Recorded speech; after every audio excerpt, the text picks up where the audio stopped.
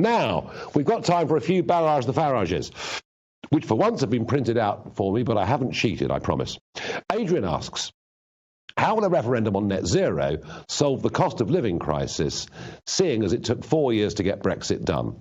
Wouldn't it be cheaper and easier to campaign for a general election?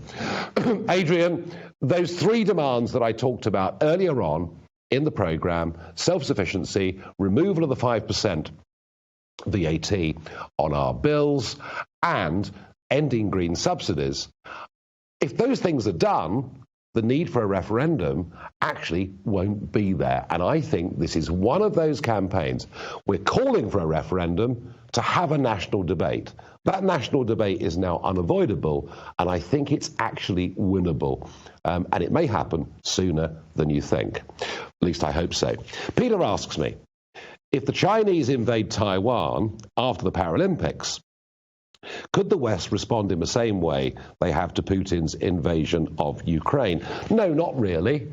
And the reason for that's quite simple. In relative terms, the Russian economy is not that big. It's about the same size as Spain's.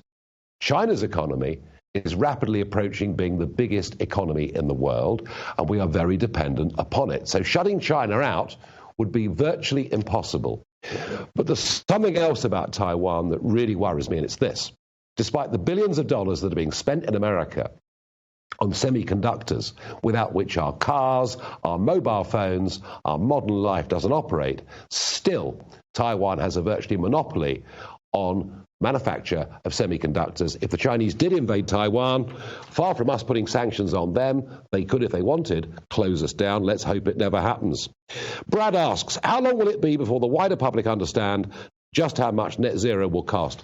Philip Hammond, former Chancellor of the Exchequer, reckons that net zero will cost £1 trillion,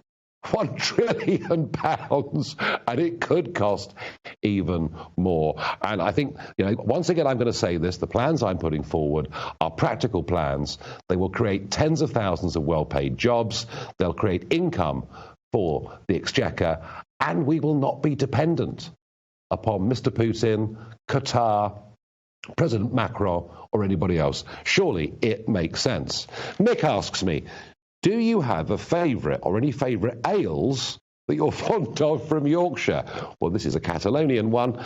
Theakston's Old Peculiar is the answer I'm going to give you. But there's also a brewery in Yorkshire called Sam Smith's. They've got 16 pubs in London, and I have to say their beers are pretty good.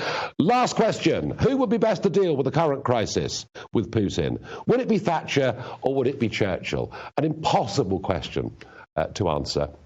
But I have to say, Churchill was absolutely a warrior to his fingertips. I suspect if we had people like Churchill, or even, dare I say it, President Trump in the White House, Putin actually wouldn't be doing what he is now. But with somebody as weak as Biden, well, you can't really be all that surprised.